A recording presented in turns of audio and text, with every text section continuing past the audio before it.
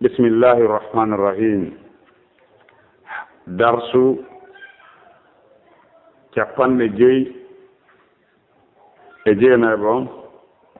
درس نوغا دي مانر كاسو سباتي دنگ سنگدو كفن جي ديتات اللهم صواب كرمكم ماكي ومن الدليل جاء دليل على ذلك هور نتون هيفر الى سبو كونغول غوتل غول وولي no jeeya e dalilu ɗum aydan kadi ma hakka allahu konko allah on filli an bani israila nga e bani israila ma a imanihim wondude imanu maɓɓe o ilmihim e gande maɓɓe wa salahihim e moƴƴugol maɓɓe kamɓe gande imanu maɓɓe e gande maɓɓe e moƴƴugol maɓɓe annahum no kanum bani israila qalu li musa ɓe wi'anno annabi musa idi allana ilahan waɗani men reweteɗo kama lahum won wodirani ɓeɗo noon aadata reweteɗi wa qawlu nasin e konngol yimɓe goo kadi min sahabata immore sahaba ɓen kadi wi'uno idi allana waɗani men zata anwatin jomiragal yowirgal fa halafa on say wondi nelaɗo sallllahu alih w sallama anna hada wonde koko ɓe sahabaɓe makko woni ɗo nadiru koko yerodiri ɗawli konngol bani israila iji allana ilahan waɗan men reweteɗo ɓeɗo kadi woni ɗo konngol heferɗinaygol bani israila woni konngol heferɗinaygol ɓeɗo sahabaɓe kadi woni ɗo konngol heferɗinaygol walakin ko woni lel musrikina no wodani sirkaɓe ɓen subuhatun jiɓaye yudilluna yadulluna biha hiɓe dallinora ɗum inda haadihil qissati sanga oɗo qissa wawla ɓe dallinora ɗum ɓeyna ɗum ɗo heferɗinta konngol heferɗinta wolugol konngol wahiya no on jiɓaye annahum no kamɓe sirkaɓe ɓen si ɓe jannganama oɗo qissa yaquluna ɓe wiya anna bani israila no bani israila lam yakfuru ɓe heferɗano ɓa ɓe wi yoɓe waɗane reweteɗo wa kadalika konani kadi alladina ɓen qaalu wi'annoɓe nelaɗo iji allah na waɗan men zata anwatin jomiraga yoworgal ɓeɗo kadi heferɗano lam yakfuru ɓe heferɗaɗe kono wiyato minen heferde saabu go on sayi karama komin maaki fal jawabu jabagol ɓegol anta ɓuula kono wi anta kañum neɗɗo wi wonɗoma sonkande on ɗo yetoɗamo inna bani israila no bani israila lam yafalu dhalika ɓe huwano goy koɓe ɗaɓɓirno ko annabi musa koɓe wino koɓe reweteɗo waɗanoka ɓe rewano wa kadhalika kononi kadi alladina ɓen sa'alu nabiya sallllahu alih w sallam landiɓe nelaɗo ɓe landinoɓe nelaɗo kadi yo waɗanɓe zata an waati ɓen ɗon kadi waɗano lam yafalu dhalika ɓen kadi huwano konko ɓe ɗaɓɓirno nelaɗo walaw faalu dhalika hara ɓe huuno ɗum la kafaru ɓe heferɗayno kono ɓaɓe huwali kono ɓe heferɗinta wa kadhalika kono ni kadi la khilafa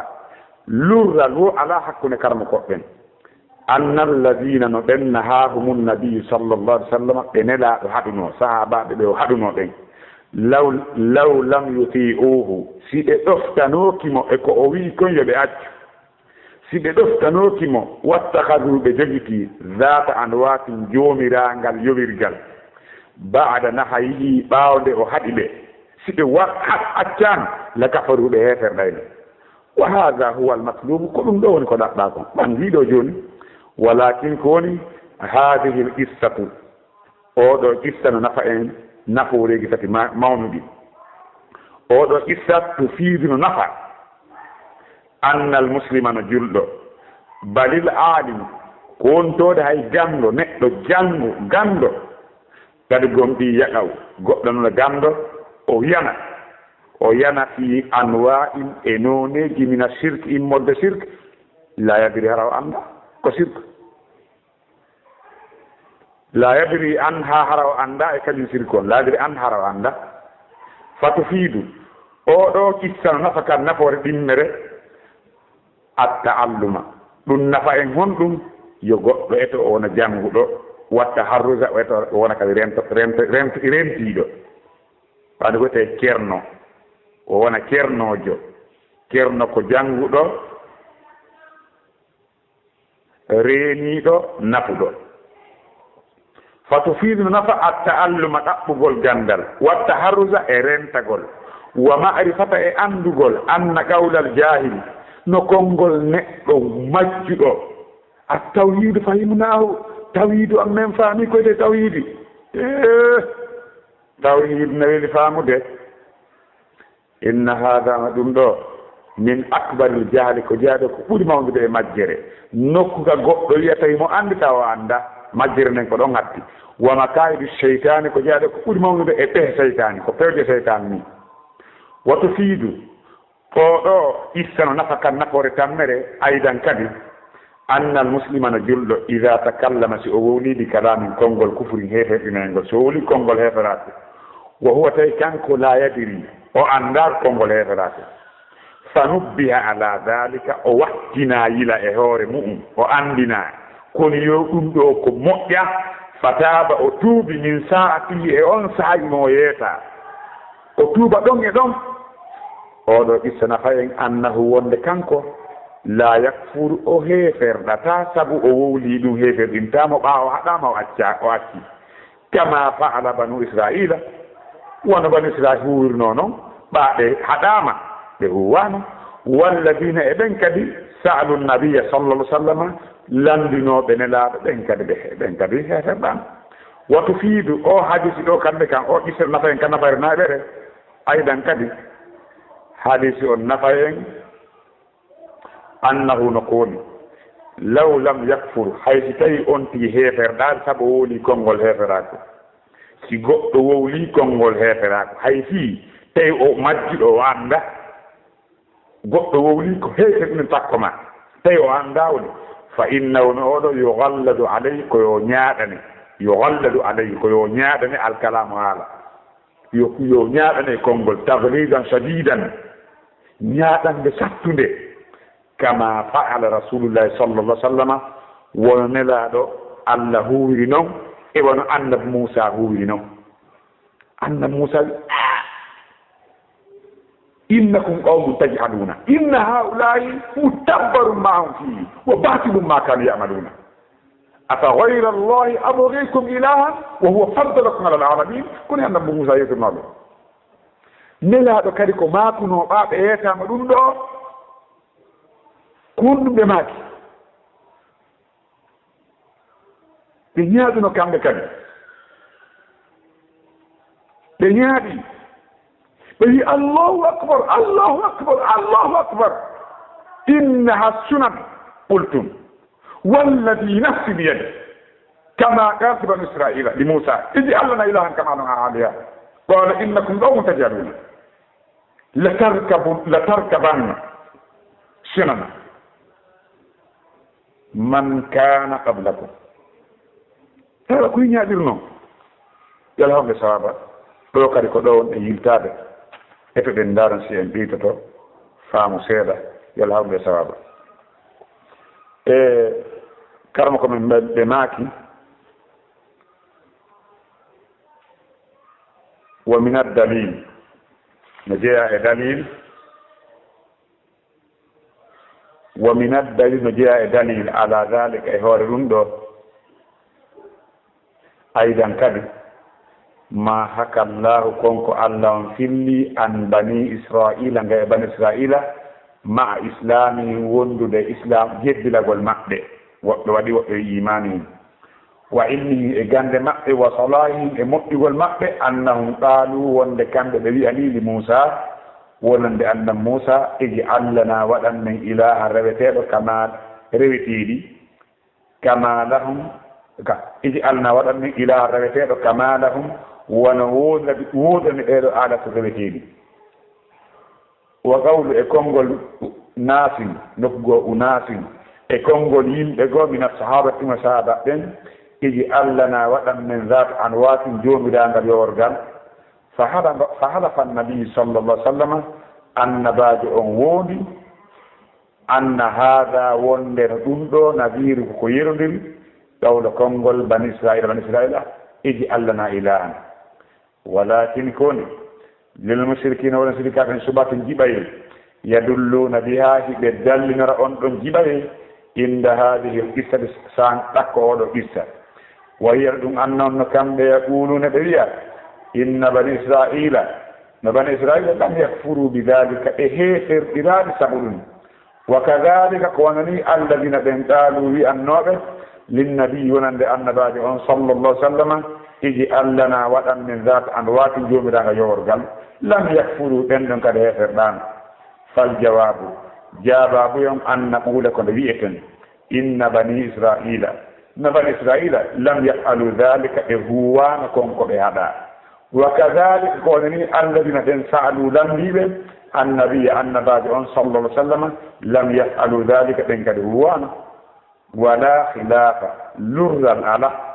anna bani israila har wonde harno bani israila law faalu dhalika harake huuno konko ɓe ɗaɓɓiri annabi moussa la kafaru e heeferɗayno wa kadhalika ko wonani la khilafa lurral ala fi e anna alladina no ɓen nahahum nabiyu sallah sallama ɓe nelaɗo haɗuno law lam yutiuhu si ɓe ɗoftanoki nelaɗo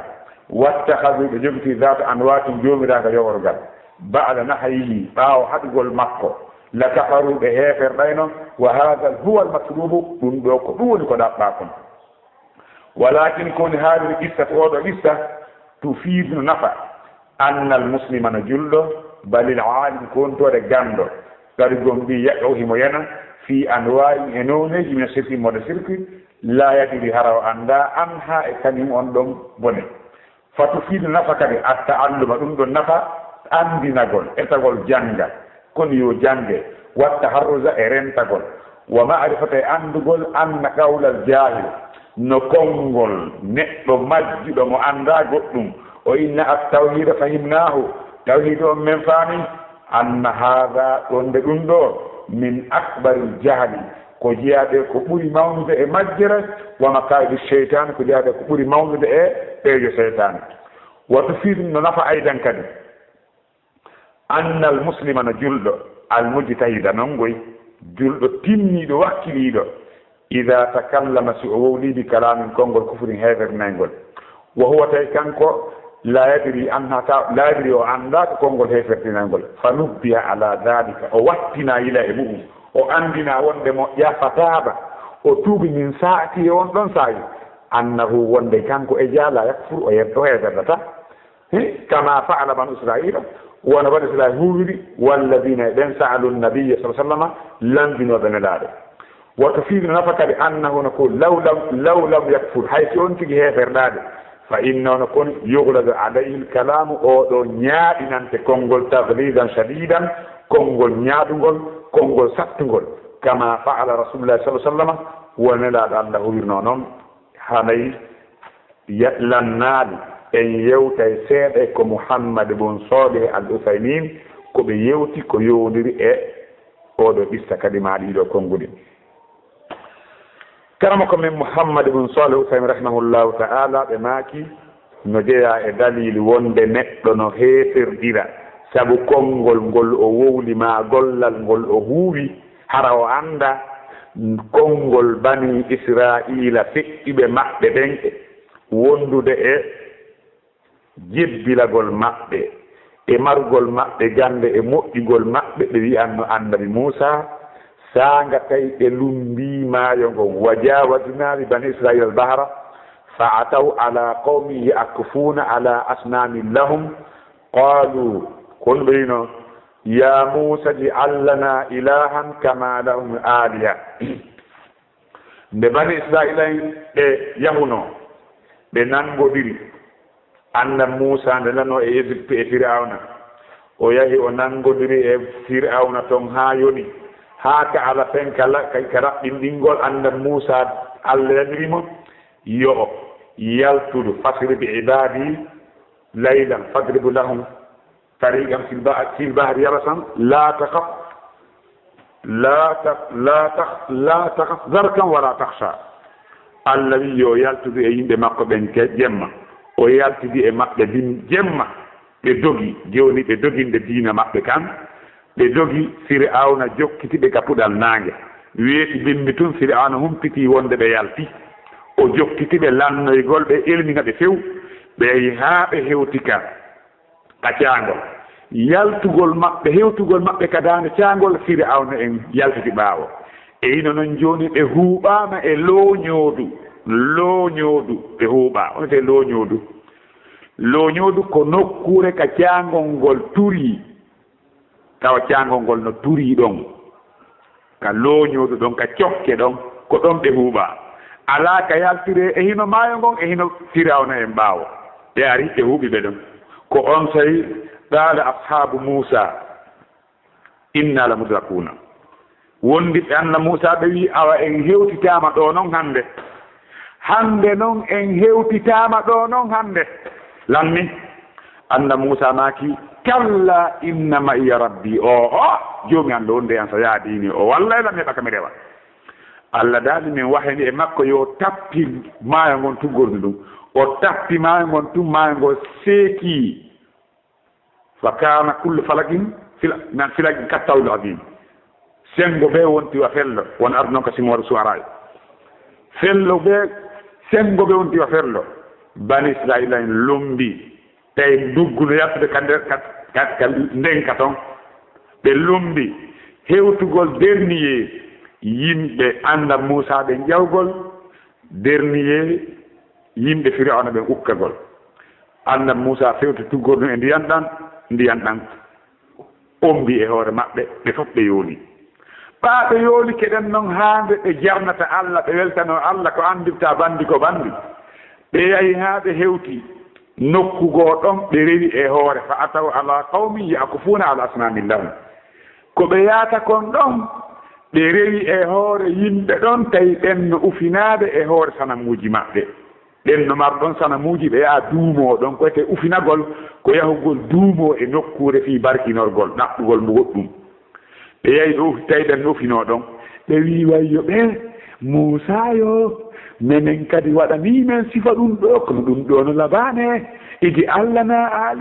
ilahan kama lahum aliha menen kadi waɗanii men sifa ɗum ɗo no labaane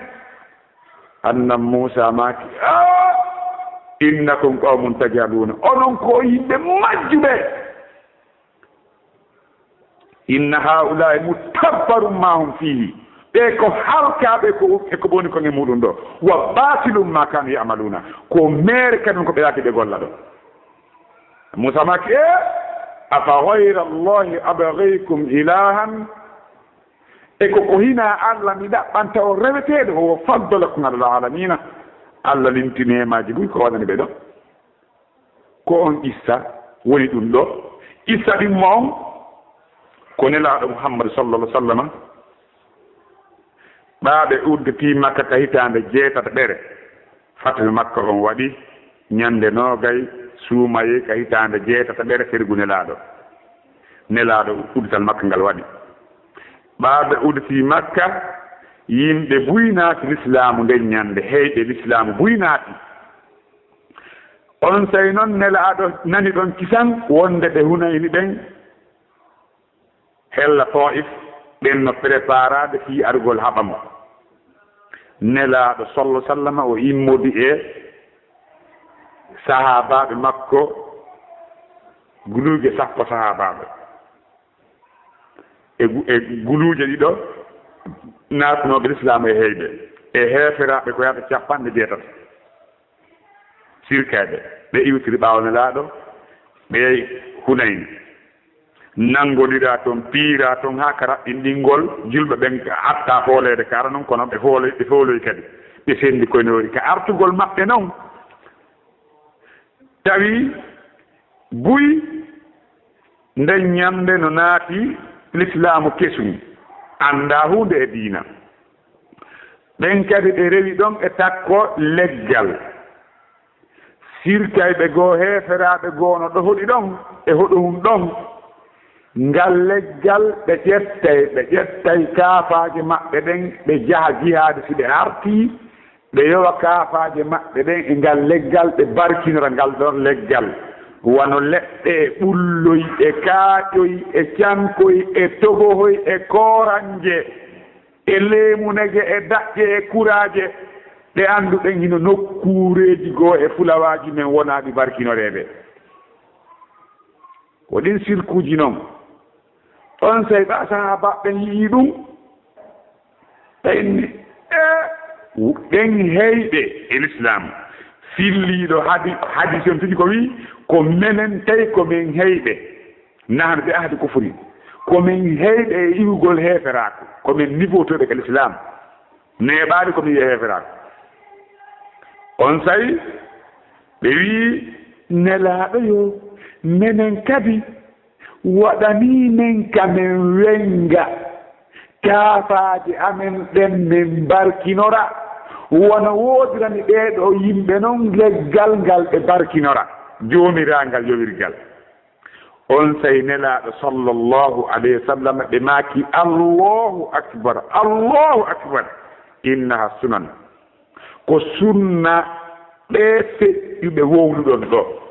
mi wondiri on mo wonti an jooni e junngo mum nelaaɗo wondi wonde ko laawol alyahuda ɓen tigi ɓen ɗon waɗi ɗon on wowliiɗo ko ɓeya wiyatnoo kon annabi isa iji allahna ilahan kama lahum aliha qala innakum qawmun tajaluna ko siga ɗum wowluɗon ɗo nelaaɗo maaki onon ɓeɓe mi reene ɓe mofte am on jokkay ɗafe ɓe feƴƴuɓe ko adi on cuɓal beri cuɓal haysiɗe naati e nder ngaytayendu on naatay ɗum ɗo tindini wonde annda Moussa e nelaaɗo sa sallam ɓe haɗuno yimɓe maɓɓe ɓen ɓe jaɓanaano ɓe irtagol ɓe hoore koko ɓeɓɓunoo ɗo ko ɗum ko ɗaɓɓaa kon ɓeeɗo annabaaɓe ɗiɗo tedduɓe yo Allah juula hisina ɓe o juula hisina ɓe naga annabaaɓe ɓen ɓe irritaaki ɓe jaɓanaani yimɓe maɓɓe ɓen e hoore oɗo sirku konko ɓe ɗaɓɓiri mo konko ɓe ɗaɓɓiraa ɓe jaɓaani donc haray sirka ɓen no waawi arde ɓe mboɗo fiya ɗo ɓen naa sahaba ɓen e bani israila est ce que ɓe heeferɗi no kaa ɓe heeferɗaano ɓe heeferɗaano ƴeetoɓe ɓe heeferɗaano kono ko ɗum haɗi ɓe heeferɗa ko ɓaaɓe huwaali ko ɓe ɗaɓɓirnoo kon ɓeya si ɓe huuno ɓe heeferɗaano kaa ɓe heeferɗataa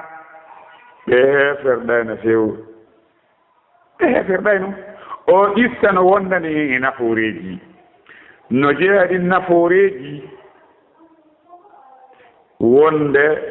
neɗɗo on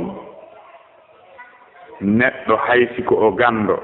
wonde goo sirku on no wirnoo e hoore makko fiw tawa o annda sirku o yana e sirku on ara o annda ɗum ɗo no waɗɗina e hoore neɗɗo e tagol jannga si on nelaaɗo maaki si hadisi on selli wonde ko sirku on ɓuri suuɗaade e mofɗe makko ɗen konndordi ɓarewil e hoore fetere alaniiro jemma kadi donc en anndi sirku on no metti darude ko ɗum waɗi eɗen toro Allah yo o hafran en sirku e ko sirkanɗen makko annduna e koye ngannda Allah miɗa mawlorama nde miɗa sirkanama hara miɗa anndi miɗa isinoma e konko mi annda donc haray ɗum noon waɗne hoore neɗɗo yo eto jannga haa o annda sirku on fiiwata o yana e muɗum hara o annda wa kadalika si tawi neɗɗo on wiye kanko himo anndi sirku himo anndi tawhiidi tawa o annda ko ɗum ɓuri hulɓinaade sikkugol no anndi hara annda ɗum ko wiyetee jahalul murakkabu si on ɗum sa wiiɗa anndi tawi a annda anndi an a majjiinde laabi ɗiɗi go'o an a majjii e huunde nden ɗiɗi a majjii hoore ma a annda kadi annda neɗɗo majjuɗo on himo anndi ko o majjuɗo ko on ɗon wiyetee sitta di neɗɗo majjuɗo o annda mo majji si on ɗum neɗɗo majjuɗo on mo sikkude mo anndi on ɗo woni e hoore majjire makko ne haa o lutta e mum fiyoni mo sikkude mo anndi amma neɗɗo mo annduɗo on o annda neɗɗo mo annda on mo anndi o annda on ɗo no tijjande o ɗaɓɓitoy o annda o ɗo no tijjana anndugol ko ɗum waɗi biɗi ano metti accugol ɓaa biɗi on neɗɗo waɗo biɗi on o sikke ko moƴƴi woni e hoore mum si o haɗama o acca si o haɗama o accata no ko moƴƴi noon ko honno ɓe hajirta noon ko moƴƴi biɗi ano metti accude ɓaa sitta neɗɗo yaroo beere di siñciɗo biɗiya di jokkuɗo biɗiya yaroo beere alaa hay e goote ka hool leydi ɗo e innde diina dendaangal diinaaji ɗi fof hay tireti e yaagal ngal koko teɓe yara dagaji ka diina maɓɓe ɓeere no harmi ɓeere nden no foppu no anndi ko harmi ɗum yaroo ɓeere no anndi ko harmi woni wadde oɗon tijja ñannde goo nde o tuubi kono waɗoo bidiya ɗo e mawludu ma kala ko jokki bidiyaaji ɗin foppu so alanndeke ɓeynnago ko moƴƴi woni wadde kono ɓe accirta ɗum hiɗi annde ko moƴƴi woni wadde yallo no balla meeɗen oɗo issa no nafa en kadi wonde julɗo mujtahidujo on e si o wowli konngol heeferɗinaygol tawa o anndangol woni kono ɓa o wowli o wattina yila e muɗum o yeeta e moƴƴa o acci ɗon kisan o reeni e mum oɗo o jaɓante ganko majjere makko nden fiyum la yukallifu nafsan illa wusaha si tawi noon o duumike ɓaawa ko haɗa kon o yeetama moƴƴama o duumike ɗon hara o heeferɗi heefera ko ñaawete hoore makko no oɗo ƴissa no nafa kadi wonde si neɗɗo noon waɗi ko boni o waɗi heefera ko heeferɗinta taw o annda woni few anndude anndi wonde ko waɗi kon ko heeferɗine ɗin oɗo no foddi e ñaaɗaneede hay si o heeferɗata fi yaggingol sabu nelaaɗo ñaaɗanno ɗeeɗo wi allahu akbar innaha sunana tattabi an sanana man kana qablakum hadwala qasdati bil qullati ɗum ɗo ko ngaaɗo ñaaɗande donc haray ko ɗiɗo naforeji mi waawi yaltinde e ndeer kan jissa on e hara kadi ko itta e ndeer ko mouhammad bun sal sami woni yewtude e fawsan bun fawsan yo Allah hawde sawaba wallahu a'lam